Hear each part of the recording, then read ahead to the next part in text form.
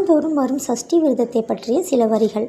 மாதந்தோறும் வரும் சஷ்டி திதி வளர்பிறை தேய்பிறை முருகப்பெருமானை வேண்டி அனுசரிக்கப்படுவதால் முக்கிய விரதமாகும். இது மன அமைதி, குழந்தை வரம் மற்றும் தடைகள் நீங்க உதவுகிறது. குறிப்பாக ஐப்பசி மாதத்தில் வரும் சஷ்டி சூரனை முருகப்பெருமான் வதம் செய்த தினமாக சிறப்பாக கொண்டாடப்படுகிறது. சஷ்டி விதிமுறைகள்.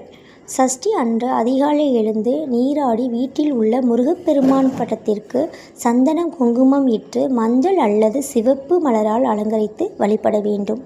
அன்றைய தினம் முழுதும் உணவு இன்றி உபவாசம் இருந்துதல் அல்லது பால் பழம் மற்றும் சாப்பிட்டு விரதம் எடுக்கலாம். 2. கந்த சஷ்டி கவசம். முருகனுக்கு உகந்த பாடலை பாடுவது மிக சிறப்பு. அன்று மாலை முருகன் கோவில் சென்று முருகனை வழிபடுவது மிகவும் சிறப்பு. சஷ்டி விரதம் எடுப்பதால் கிடைக்கும் நன்மைகள். நீண்ட நாள் நோய்கள் தீரும், எதிரிகள் பயம் நீங்கும் மற்றும் மன தைரியம் உண்டாகும். குழந்தை வரம் மற்றும் மன நிம்மதி கிட்டும்.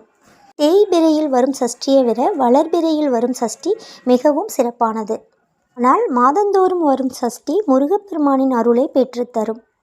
குறிப்பு: இந்த விரதம் 6 மாதங்கள் அல்லது சில வருடங்கள் கடைபிடிப்பது மிகவும் சிறப்பானது. நன்றி.